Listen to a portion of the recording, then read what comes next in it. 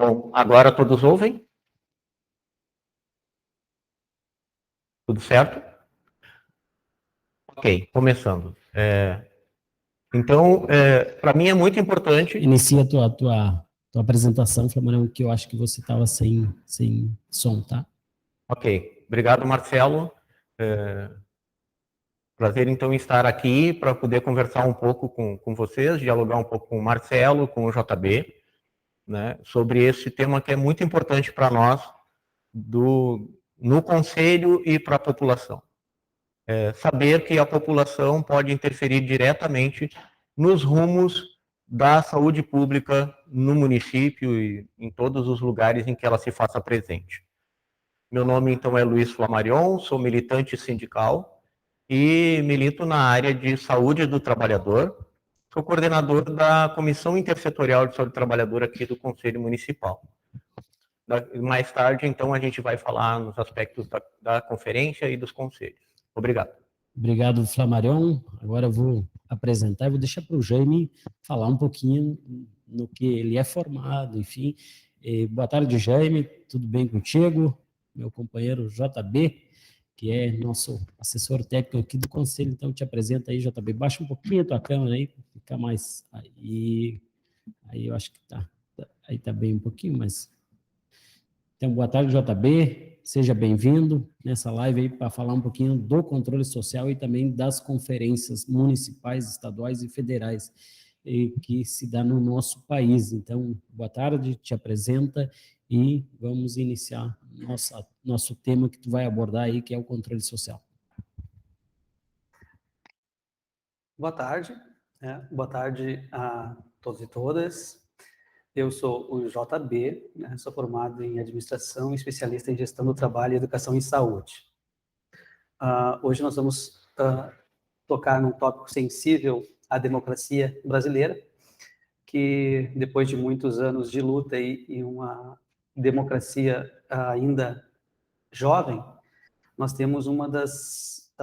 de toda a história do Brasil, a gente teve muitas constituições, e a Constituição Cidadã de 88 nos reserva a participação popular, né, de várias formas. Primeiro delas é que na abertura já da nossa Constituição, no seu artigo 1º, parágrafo único, diz que todo poder emana do povo, e ele será exercido através de eleitos, né, escolhidos entre a população, e também de forma direta, como prevê a Constituição. A participação, através das escolhas que nós fizemos, nós escolhemos o Congresso Nacional, por exemplo, para fazer as nossas, levar adiante as nossas decisões e as nossas perspectivas. Porém, não é isso que acontece no Congresso Nacional, onde 75% dos integrantes são brancos, quando que o Brasil, nós temos um número de 42,7% de brancos. Nós temos 51,5% de mulheres e nós temos só 15% de mulheres no Congresso Nacional. Então, essa representatividade ela fica quebrada. Nós tivemos recentemente vários ataques aos direitos dos trabalhadores. A maioria da população, esmagadora maioria da população era contra. Mas o que o Congresso fez? Aprovou a revelia da vontade popular. Nós temos também a participação popular, é mais difícil na proposição de leis. Nós tivemos um ganho muito grande na última década, que foi a lei da ficha limpa, que foi uma lei que começou com a população. O Congresso retalhou ela, aprovou de uma forma que não era adequada, embora a questão legal foi cumprida pelo levantamento da população, e agora eles acabam fazendo uma lei agora que praticamente acaba com a lei da ficha limpa. Então, essa representatividade que nós escolhemos, ela fica maculada. No segundo trecho, nós temos a parte de que pode ser essa democracia exercida pela população nas políticas públicas, possa ser exercida diretamente. E como é que elas acontecem diretamente? São os conselhos de saúde, são as conferências. A história das conferências, por exemplo, datam lá da década de 40, quando aconteceu em 41 a primeira Conferência Nacional de Saúde. nem era, na verdade, na época, nem era o Ministério da Saúde, como a gente conhece hoje, ela tinha uma série de elementos que também estavam junto ali, e foram trocas, e até... E esses debates aconteceram sucessivamente, e a partir da década de 60 ela começa a aparecer mais como é que se diz, com maior regularidade. E nós tivemos, então, a 8ª conferência de 1986, e aí que ela é um marco, né, um marco divisor, assim, da reforma sanitária do Brasil, em que ela acaba dando origem ao SUS, né, que ele acaba entrando na nossa Constituição Cidadã de 88.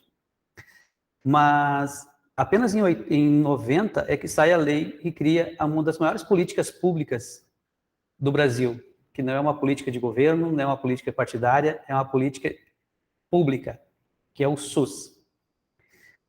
O SUS, ele é gerenciado tripartite.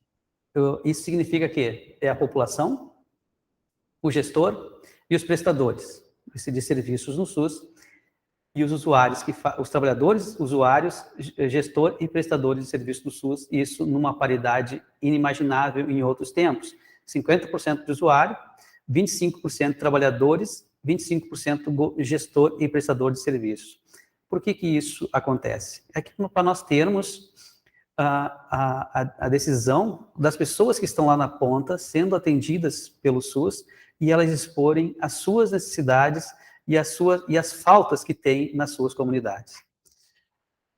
Dentro desse princípio, a gente tem uma importância muito grande da população participar dos conselhos. Uma atitude democrática, o ponto alto da democracia brasileira é a participação popular. Ela se dá nas conferências, também se dá nos conselhos municipais de saúde. Quando a nossa democracia está sob um ataque tremendo desde o golpe de 2016, os conselhos chegou a ponto do presidente declarar por decreto a extinção de alguns dos conselhos, né? Isso fere de morte a democracia, porque a democracia, como o nome da raiz já vem, é participação do povo nas decisões das políticas de governo. E, aliás, nós precisamos de mais políticas públicas e menos políticas de governo. Isso é uma outra questão que tem que entrar na nossa cultura brasileira, a participação popular na disputa pelos espaços populares e pela política pública, da forma como tem que resolver as questões do povo e atender, na verdade, a questão da nossa Constituição Federal. JB, tu falas um pouquinho ali da participação, da paridade nos conselhos.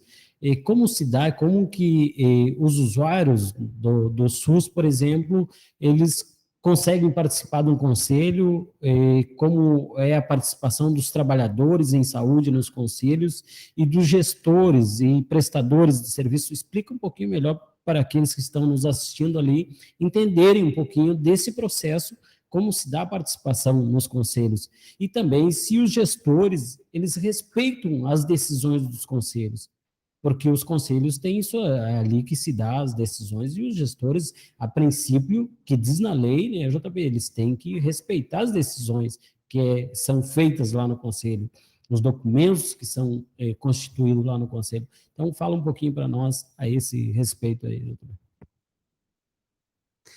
A participação popular, então, nos conselhos, eles vêm através das conferências. As conferências norteiam a indicação de entidades para participar dos conselhos.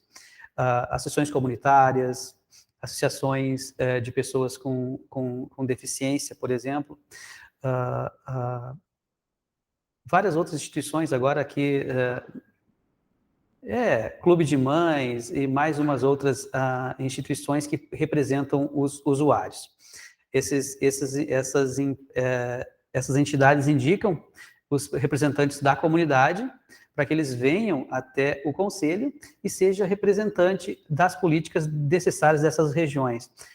Toda a cidade, por exemplo, pegando Gravataí como exemplo, todos os bairros e todas as regiões de Gravataí estão representados no conselho, nos seus 20 usuários que nós temos no Conselho Municipal de Gravataí.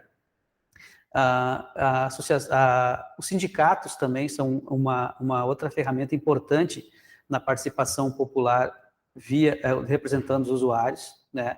Porque também a saúde do trabalhador é uma instância muito forte e profunda e precisa de várias modificações e de vários avanços atualmente pelos retrocessos que aconteceram, pelo menos no pós-golpe 2016, na questão da saúde do trabalhador.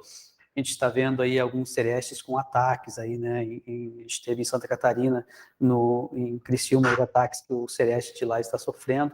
Então, é importante reforçar a participação dos sindicatos, das comunidades, nos conselhos, para que nós asseguremos as políticas públicas de saúde, para ter uma saúde adequada para a nossa população, fazer os princípios do SUS, que é atendimento primordial na parte preventiva, para evitar que a nossa população adoeça. Isso é o SUS. Os trabalhadores em saúde são aqueles que trabalham em atividades públicas ou privadas, né, na área do atendimento à saúde. Então, esses representam 25% no Conselho Municipal de Saúde. E depois tem os outros 25% que integram entre gestores e prestadores. Nós temos 10 cadeiras para trabalhadores no Conselho Municipal de Saúde de Gravataí, temos 10 cadeiras também para os prestadores e gestores se dividirem entre eles as 5 cadeiras para cada um. Então, todo esse debate, essa discussão, ela acontece aqui, todos esses setores se encontram nas plenárias dos conselhos, na plenária do conselho, e aqui se discute as diretrizes para as políticas públicas de saúde no município. Por isso que é importante a participação de todo mundo, do debate entre os usuários, debate com os trabalhadores, debate com os prestadores e debate com os gestores, para que nós possamos fazer uma integração nesse debate, para que nós possamos fazer as diretrizes corretas e cordatas e adequadas à saúde e também exequível, né? Ou seja, que sejam possíveis de ser executadas pela gestão. Então, a participação desses 4 segmentos é importantíssimo, necessário, não só para as políticas públicas de saúde, mas pela democracia como um todo. O SUS é democrático, o SUS é democracia, o SUS é saúde, os conselhos são o SUS. E as conferências são as instâncias máximas desses debates, dessas políticas públicas em saúde, as conferências, tanto as temáticas quanto a geral da saúde. Muito bem, JB. Eu vou fazer uma pergunta para o Flammarion nesse mesmo segmento. Flammarion, se tu puderes aí nos falar um pouquinho de quantos conselhos nós temos hoje em Gravataí e também quais as entidades, por exemplo, que podem participar do Conselho Municipal de Saúde. O JB citou umas ali, mas eu acho que tu pode aprofundar isso, e também como os usuários, principalmente, podem ter as suas cadeiras aqui, quais as entidades, inclusive, que têm cadeiras aqui no Conselho Municipal de Saúde. Contigo, então, Flammarion, e depois passamos aí ao ponto das conferências. Bom, no município de Gravataí, hoje, nós temos 26 conselhos. Tá? Infelizmente, a grande maioria não está em pleno exercício, mas nós temos 26 conselhos com capacidade de interlocução junto à gestão municipal.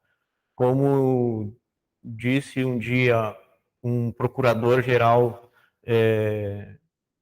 aqui do Estado na época, hoje já está na União, Humberto Jaques de Medeiros, o controle social é a capacidade que a população tem de interferir nas políticas públicas de Estado dentro dos governos. Então, essa capacidade é que se chama de controle social. Para isso, é muito importante a existência dos conselhos e é muito importante que o usuário se faça presente. Quem é o usuário? O usuário é toda aquela pessoa que, para além de fato usar o sistema, fazer parte dele, ser atendido por ele, mas ele não exerce função em nenhum órgão público em que dê interferência com a saúde, que ele não seja cargo de confiança de cargo legislativo ou do judiciário ou mesmo do executivo, mesmo de outro município. Então, o usuário é aquele que realmente faz uso do sistema. As entidades, todas as entidades civis que não estejam ligadas à prestação de serviço em saúde podem participar no segmento de usuários. Falamos aqui, como já abordado antes pelo JB, de sindicatos, associações de moradores, clubes de mães, podemos ter algumas organizações não governamentais, principalmente as voltadas às vítimas de agravos em saúde, por exemplo, pode ser, né? Então, temos muitas entidades que podem fazer parte do conselho e que, para tanto, o requisito mínimo, além do regular funcionamento, é participar de conferência, vir discutir nas conferências, né? Então, é muito importante que as pessoas se deem conta do papel que cada uma pode exercer, mesmo sendo um usuário, e não precisa necessariamente trabalhar no sistema para interferir ou gerir o sistema. Os conselhos de saúde cumprem alguns papéis aqui. O primeiro deles é de fiscalizar, o segundo é de ser o local de debate, de construção das políticas, e o terceiro de propor, para que a política fique adequada àquela necessidade que a população tem. Então, neste ponto, quero dizer, Marcelo, que o Conselho de Saúde, na esfera municipal, estadual e nacional, os conselhos são fundamentais para que as políticas de saúde estejam de acordo com as necessidades da população. Flamarão, tu falaste então um pouco da participação, então como se dá aos usuários. Eu quero me dirigir ao JB agora, porque muitos acham, JB, e eu sou representante dos usuários, represento a Central Única dos Trabalhadores do Rio Grande do Sul, a Central Sindical, e estou presidente deste conselho. Mas muitos confundem que nós somos, por exemplo, os usuários são funcionários da prefeitura. Eu acho que eu gostaria que tu falasse um pouquinho, JB, e como funcionam os conselheiros? Têm salário, não tem? Fala um pouquinho para nós da disponibilidade e das responsabilidades que esses conselheiros têm que ter com o controle social. Bom, a Lei 8142, que norteia a questão dos conselhos, ela tem essa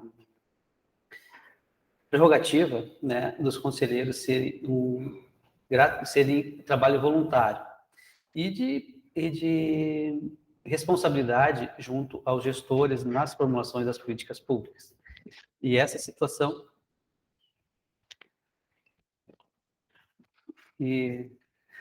esse trabalho voluntário dedicado pelos conselheiros é de extrema relevância pública, né?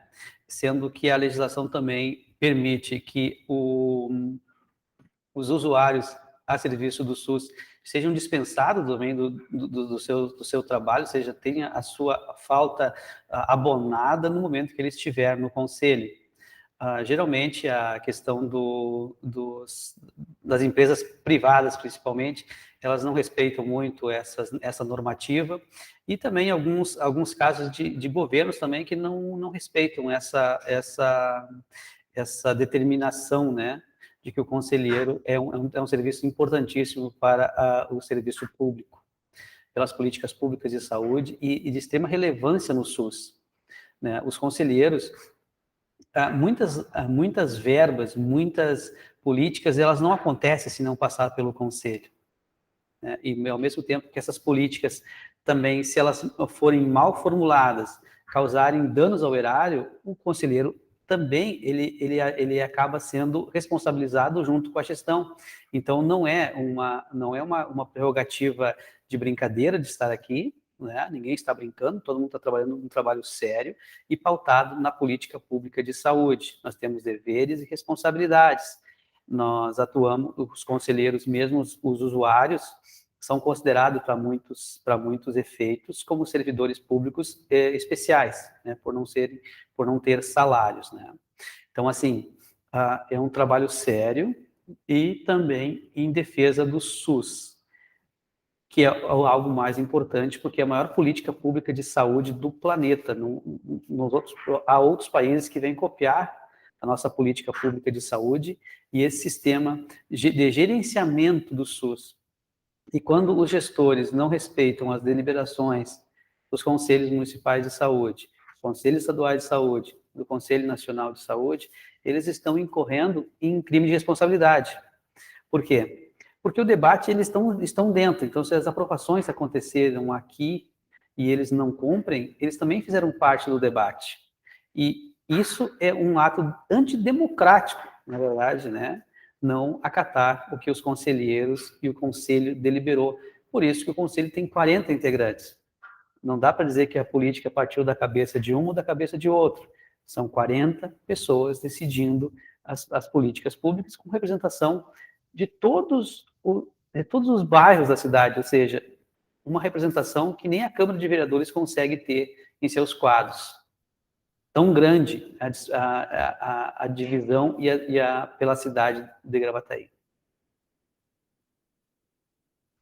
É importante isso que tu fala, JB, porque eu, por exemplo, trabalho numa empresa privada e quando eu comecei no Conselho Municipal de Saúde, era muito difícil dos gestores da empresa entender esse papel que eu estava cumprindo aqui e de me liberar para mim sair para vir ao conselho. Então, isso que tu traz é importante. Tem o nosso decreto que permite que nós estejamos aqui, que cumprimos com as nossas responsabilidades de defender o SUS.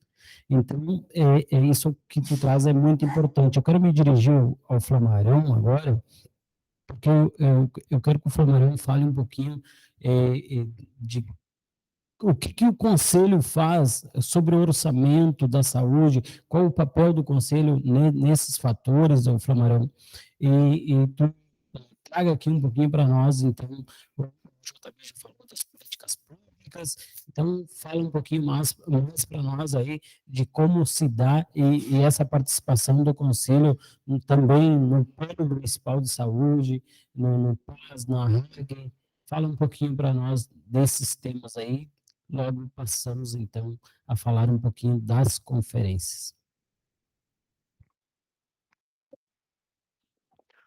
Bom, Marcelo, como já foi dito antes, o Conselho Municipal de Saúde, dentro das funções dele, está a fiscalização e está o caráter deliberativo e de propor. Com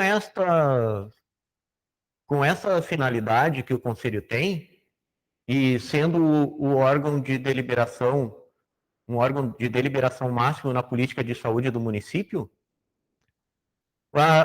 é óbvio que o Conselho passa pelo Conselho as discussões acerca do que vai acontecer no município, em termos de política de saúde.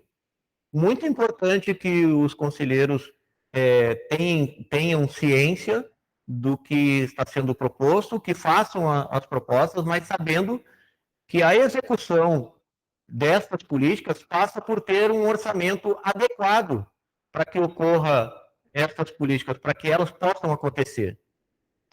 Então, propõe-se as ações e também a questão econômico-financeira para dar sustentabilidade na política de saúde através do Plano Municipal de Saúde e das leis orçamentárias.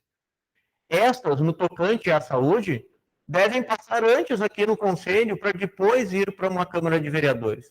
Então, para fazer uma comparação simples e as pessoas entenderem, no tocante à parte orçamentária, o Conselho de Saúde está para a Secretaria quase tanto quanto a Câmara de Vereadores está para a Prefeitura. Então, fiscaliza, propõe, delibera, sobre o que vai acontecer nas políticas. Este é o grau de compromisso que existe do Conselho. E depois, a execução deste orçamento e das políticas são fiscalizadas pelo Conselho.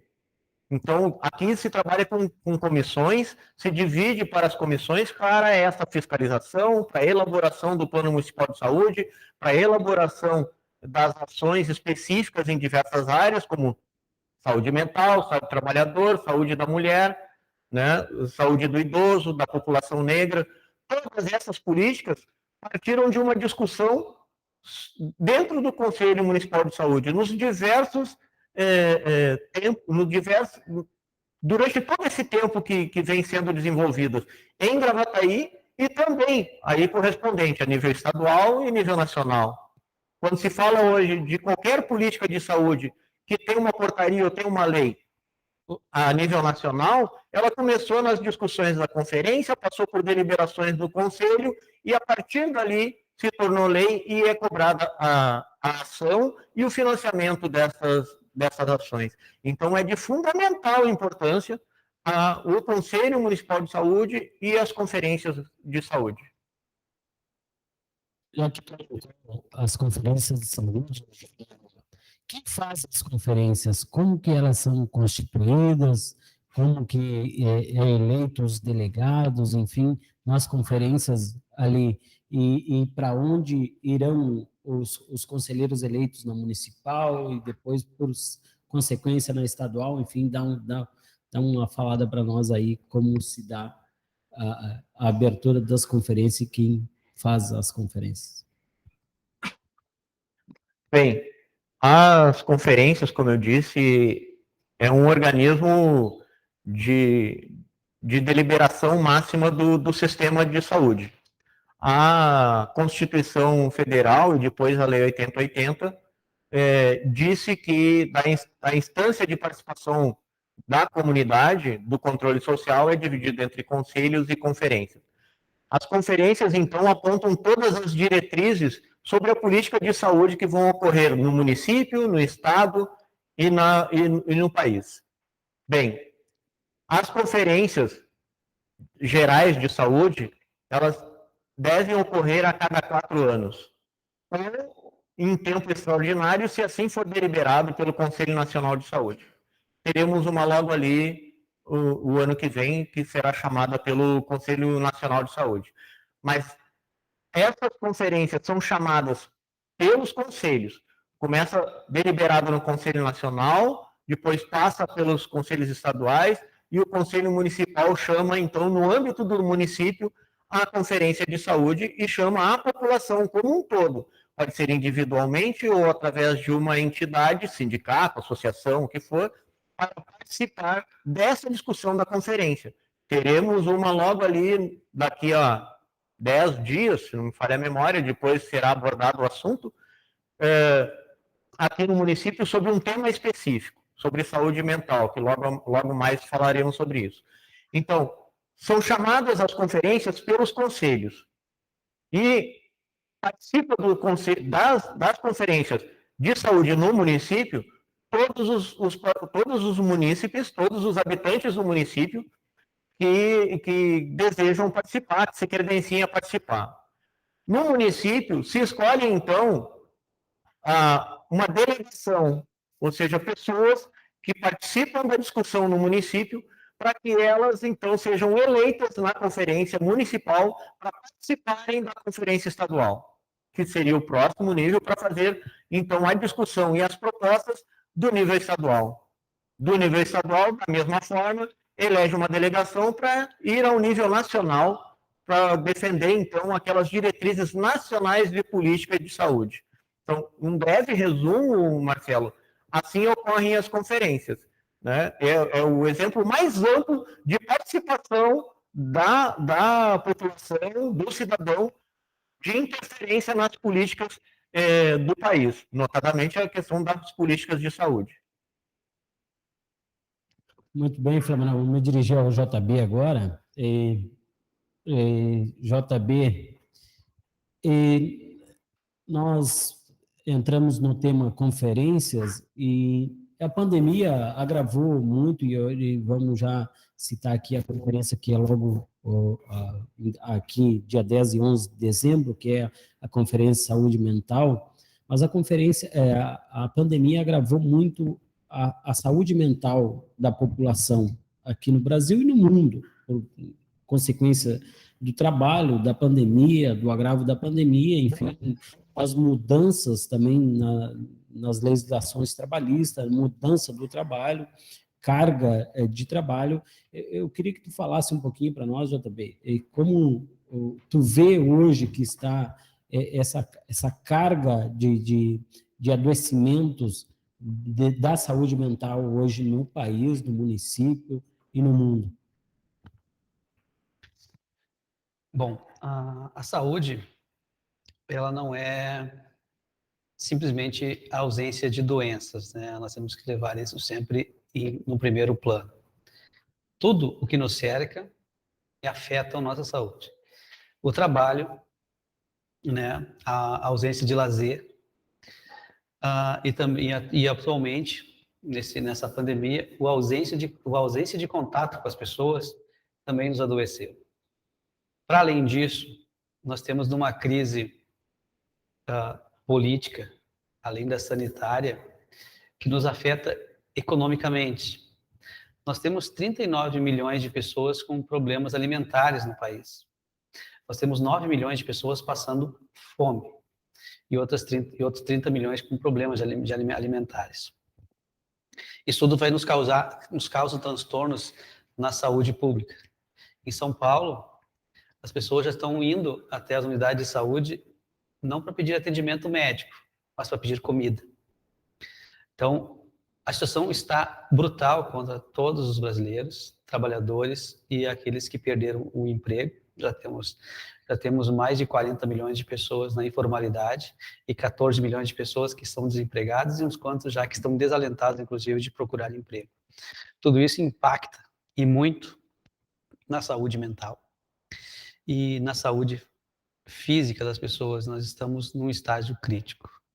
Nós estamos fazendo uma conferência em caráter online, né, por causa das medidas sanitárias, mas é grave, é muito grave a questão da saúde mental das pessoas e também da saúde física. Uma das coisas que a gente está falando é que as pessoas estão com problemas na saúde mental por não ter emprego, e as que têm emprego também, por conta de que elas estão sobrecarregadas, né? Principalmente quando nós falamos de trabalhadores da saúde, que todos eles passaram muito trabalho nesse último ano.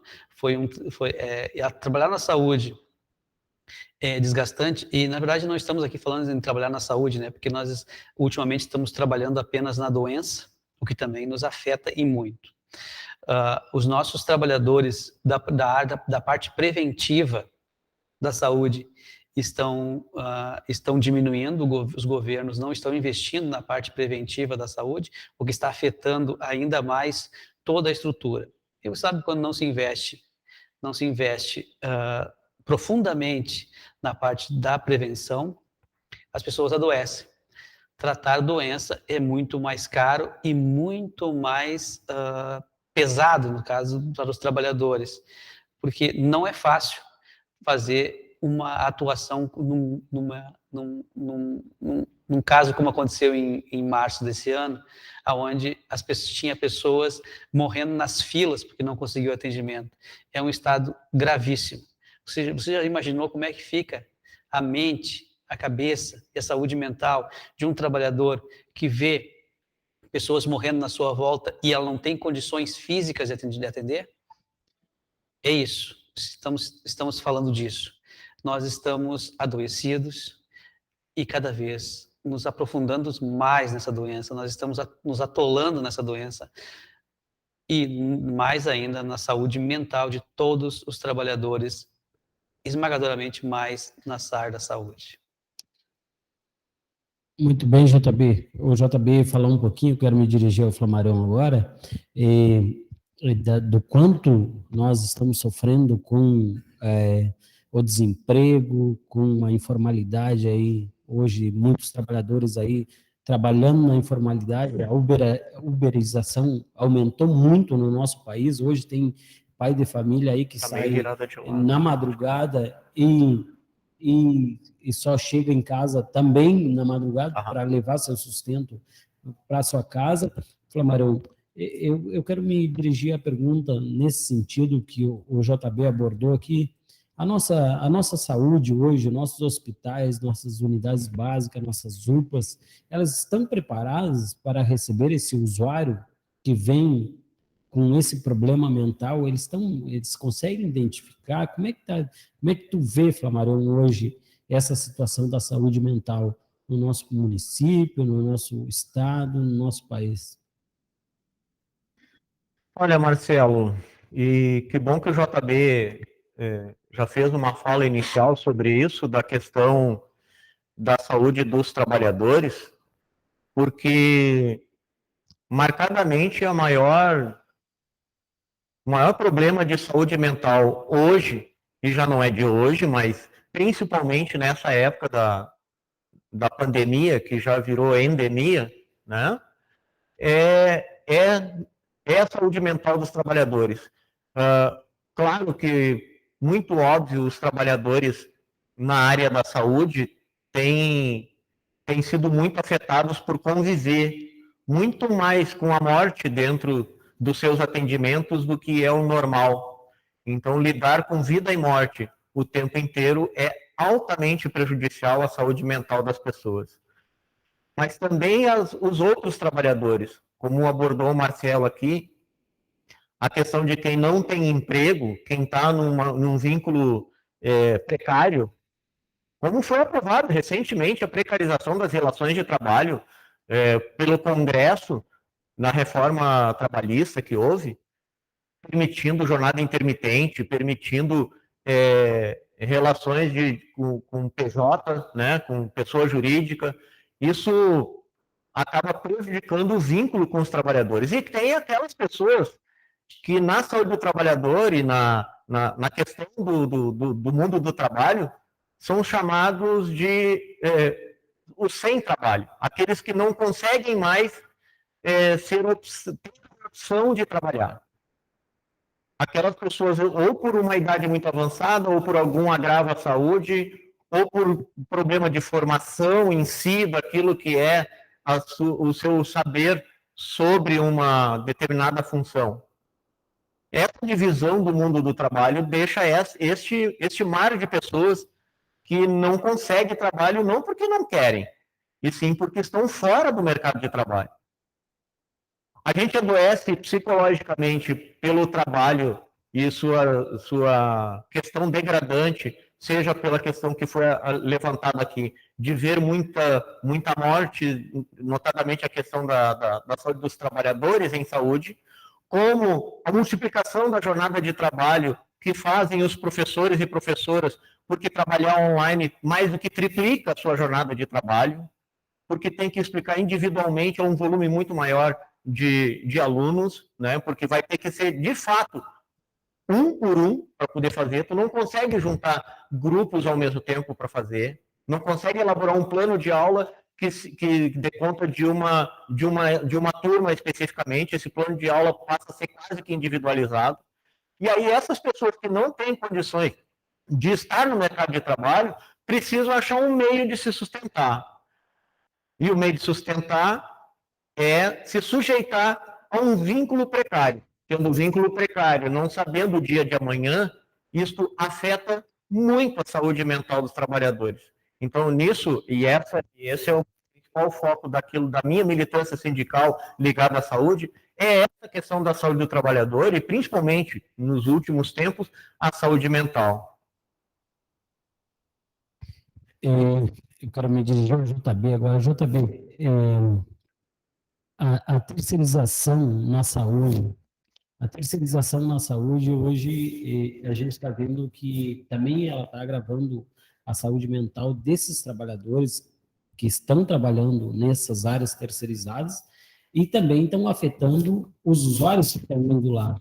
Quero que tu fale um pouquinho dessa terceirização da EC 95, que também atingiu a saúde, a educação e assim por diante. Então, se puderes aí falar um pouquinho dessa terceirização aí na saúde, para os nossos usuários aqui, nossos telespectadores aqui entenderem um pouquinho o que é a EC 95 e como está a terceirização hoje na área da saúde, porque nós vemos que o SUS, se não fosse o SUS no enfrentamento à pandemia, se nós não tivesse esse plano, que é o plano maior do mundo de saúde, que é o SUS, um SUS forte, que nós sempre falamos que nós precisamos ter um SUS 100% trabalhadores que sejam do SUS e não terceirizados, nós talvez não conseguisse enfrentar essa pandemia da forma que nós enfrentamos. Perdemos muitas vidas, sim, mas se nós não tivéssemos um SUS,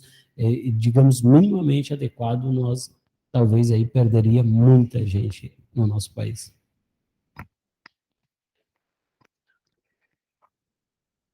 Bom, um dos pilares centrais do SUS é a prevenção. Então, basta não só dizendo sobre isso, é questão de que os agentes de saúde e os agentes de combate às endemias, por exemplo, são a principal base, né, para o SUS de qualidade, que são as duas categorias mais atingidas atualmente no SUS. São eles que trabalham junto à comunidade, vendo as suas necessidades e também prevenindo o surgimento de doenças. Essas duas categorias estão muito debilitadas no país como um todo. Eles foram umas categorias mais precarizadas nessas ações, porque tem contratos temporários, uma série de fatores que dificultam o trabalho dessas categorias no SUS. Partindo disso, o SUS foi deixado uma brecha na Constituição Federal e também na Lei 8080, de que nós teríamos também a prestação de saúde complementar. E hoje é quase que inverso, né? Quase que o SUS está sendo complementar e não a iniciativa privada.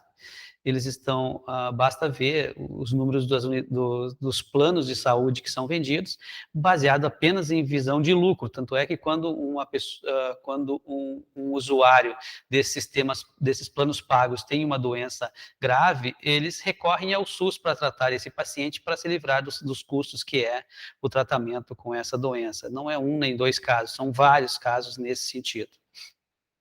E a ação deles, e a ação das empresas privadas sobre as verbas do SUS não tem limites, né? Então vemos ataques sistemáticos ao SUS desde que o SUS nasceu em 1900, oficialmente, né, em 1988 e depois oficialmente registrado, né, com a Lei 8080 de 1990. A terceirização no SUS vem se aprofundando nos últimos anos por vários motivos, entre eles a EC 95, que corta investimentos públicos em áreas sensíveis da educação, da saúde e da assistência social por 20 anos, né? Desde de 2016 até 2036. Passaram-se apenas 2 anos. Em 2018, nós já começamos a sentir na pele a ausência desses investimentos públicos em saúde. Foram menos 35 bilhões de reais da União em saúde pública, investimento em saúde pública. E pasmem vocês, em 2020, em plena pandemia, foram investidos no SUS 2 bilhões a menos, né?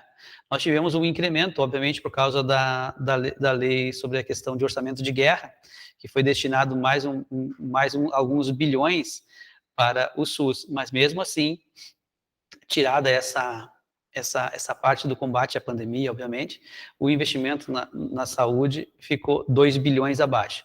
Isso reflete muito, porque ficou represado muitas das ações e muitas cirurgias eletivas, por exemplo, ficaram represadas por conta da pandemia e causaram muitos transtornos. Muitas pessoas, inclusive, não resistiram a essa. Então, tivemos a perda de muitas vidas também nessas cirurgias que foram adiadas.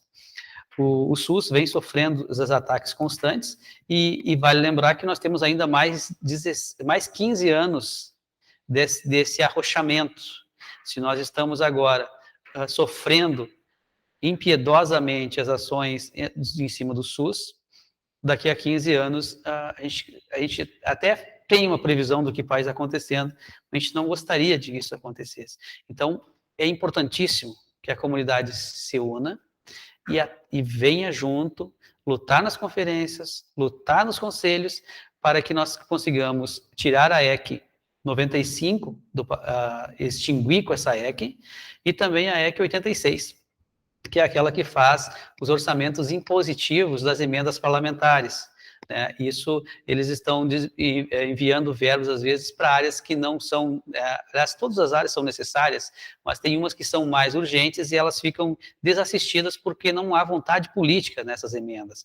Então, esse também é um outro ponto que nós precisamos debater. Então, a luta pela saúde pública é diária e é intensa e não dão trégua para o SUS. Muito bem.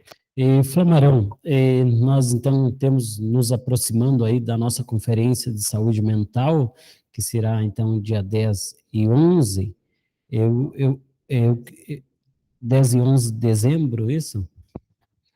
Né, Flamarão? É 10 e 11, não? Então, isso, 10 e 11. Tá. Eu quero que tu fale um pouquinho para nós, então, como será a conferência de saúde mental, e já faça o teu convite aí às pessoas também, para participarem desta conferência, que é tão importante nos dias de hoje, né, essa conferência de saúde mental, e fale um pouquinho, então, da programação, quem irá palestrar para nós aí nesta conferência que se aproxima agora. Bom, Marcelo, como comentamos antes, as conferências são de fundamental importância para estabelecer quais são as diretrizes da política de saúde no município, as conferências municipais. Nós teremos, então, nos próximos dias 10 e 11 de dezembro, a nossa conferência, a etapa da 5ª Conferência Nacional de Saúde Mental, etapa de Gravataí, etapa municipal. Como o JB mencionou antes, ela terá de ser, por conta dessa situação da pandemia, totalmente de modo virtual, tá? Será disponibilizado, então, a quem se credenciar, um link para que possa participar de toda a conferência. No dia 10, ela ocorrerá na parte da noite, entre 18 e 22 horas. Contará, além de uma pequena atividade cultural no começo e a abertura, também ocorrerão palestras acerca dos 4 eixos temáticos que são abordados na conferência, né?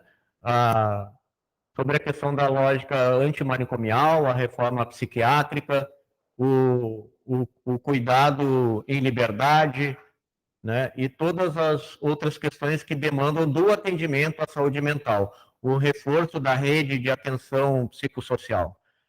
Quem farão as palestras? Nós temos confirmado 4 palestrantes.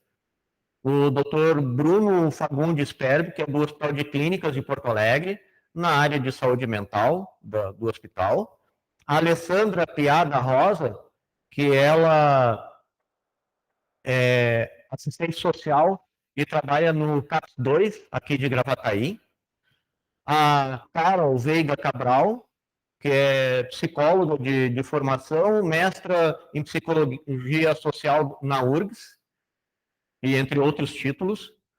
Do Roque Júnior, que ele é escritor, e essa é uma situação bastante interessante, eu acho que as pessoas têm de tomar atenção aí. Ele é um ex-interno na época dos manicômios e é um escritor, escreve sobre a sua experiência nesses ambientes. Então, será de muita importância e relevância a palestra dele e dos demais palestrantes, que vão dar um norte para o segundo dia, que ocorrerá, então, desde as 8h30 da manhã até as 17 horas do sábado, dia 11 de dezembro, aqui de Gravataí, via online, a reunião, e será publicizada, assim como essa live, também pelo Facebook para as pessoas assistirem.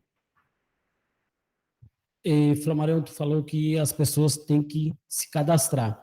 Eu quero que tu deixe claro onde as pessoas acham esse link para se cadastrar, onde elas conseguem se cadastrar e também como tu acessa para o cadastramento, em qual link, em qual site, enfim, deixa bem explicado aí para nossa população.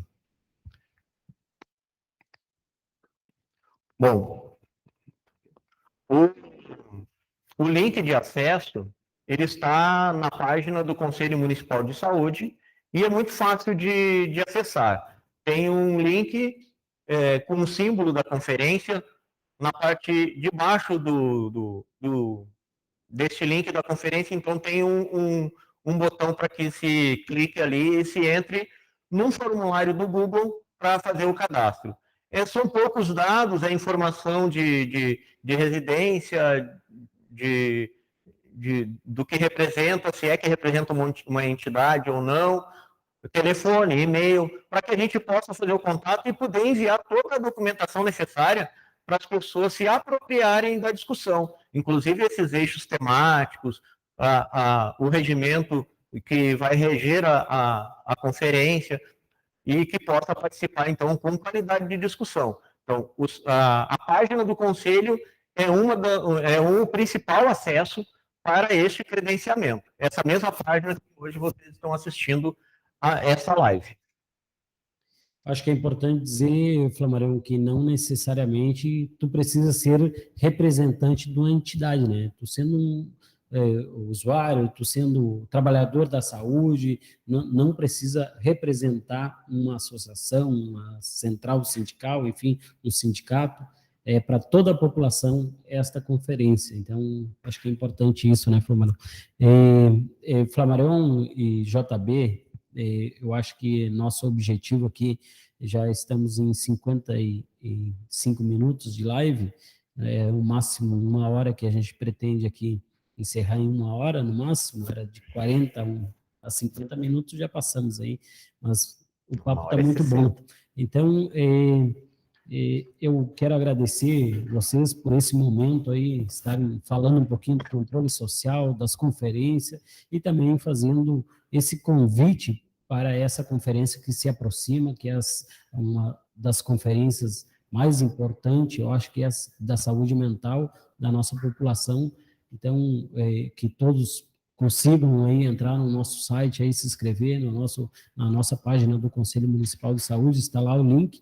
Então, é importante que todos consigam se inscrever. Flamarion, já quero passar para ti, fazer tuas considerações finais e depois encerro o JB. Bom, quero agradecer a oportunidade de poder estar falando aqui com todos vocês acerca do controle social e quero falar muito especialmente aos usuários e usuárias do SUS. É de extrema importância, como disse o Marcelo, não precisa estar credenciado numa entidade, nada, pode ser uma representação individual. A pessoa entra e se cadastra, não precisa representar uma entidade, tá? E além disso, as pessoas têm de estar cientes de que elas podem mudar de fato a situação que hoje ocorre no município. A gente sabe que tem muitos problemas e eu quero lembrar então aqui, para eu encerrar minha fala, de que o Conselho Municipal de Saúde é onde se recebe todas as demandas que possam ter acerca da saúde no município. Quero deixar então registrado para todo mundo que o Conselho tem um telefone 3600-7838, de segunda a sexta, no horário das 8 da manhã às 17 horas. E aqui pela página mesmo do Conselho, quem tiver alguma demanda, sugestão, o que for, entre na página do Conselho e faça a sua manifestação. Seguramente será encaminhada a comissão de fiscalização ou alguma comissão específica de elaboração de política vai se debruçar sobre o assunto. Se tem interesse de participar do Conselho e das conferências, também é importante que as pessoas se manifestem pelo telefone, pela página do Conselho, O conselho também, Marcelo, gostaria que tu dissesses depois ali que tem Instagram, que tem outros meios das pessoas poderem acessar. Então, quero novamente, então, agradecer a oportunidade que o Conselho de Saúde oferece para que a gente possa estar hoje dialogando aqui e esperando todo mundo nos dias 10 e 11 de dezembro na conferência, na etapa municipal da Conferência Nacional de Saúde Mental aqui em Gravataí. Muito obrigado a todos e todas. Até lá, então. Obrigado, meu companheiro Flamarion. Agradeço aí de coração poder compartilhar esse momento contigo aí e a gente está fazendo esse debate aí que é muito importante para esclarecer aí a nossa população. E JB, meu outro estimado companheiro, te agradeço aí também pela participação, estar falando aqui um pouquinho do controle social e das conferências. Deixa aí teu recado final aí à nossa população. O termo é democracia. A democracia e a participação popular é importantíssima nas políticas públicas. O SUS, uma das grandes políticas públicas do mundo, precisa da nossa colaboração, da nossa atenção. Portanto, reforçamos a ideia, participe dos conselhos, participe das conferências, e só assim nós conseguimos construir um plano perfeito para a saúde de todo brasileiro. O SUS é nosso, o SUS é público, o SUS é para todos. A pandemia no Brasil só não foi pior porque, mesmo de muletas, o SUS conseguiu atender a nossa população. Não deixe esse plano se acabar. Participe. O SUS é democracia, o SUS é saúde. Abraços. Obrigado, JB. Então, deixo aqui o convite para que todos possam participar aí nos dias 10 e 11 de dezembro da nossa conferência Etapa Municipal de Saúde Mental, nossa conferência de saúde mental, e dizer aos nossos telespectadores aqui que nós temos página no Facebook, no Instagram e também lá no YouTube. Então, que acessem lá a nossa página também. Como falou o Flamarion aqui, nosso telefone aqui é 3600-7838. Entre em contato aí, qualquer coisa estaremos aí para ajudá-los e atendê-los. Então, deixo aqui meu abraço. O SUS só será forte com a nossa participação. Então, participe. Um abraço a todos e todas. Continue se cuidando, que a pandemia ainda está aí. E vamos sempre, com fé em Deus, vamos vencer essa pandemia. Um abraço a todos. Fiquem com Deus.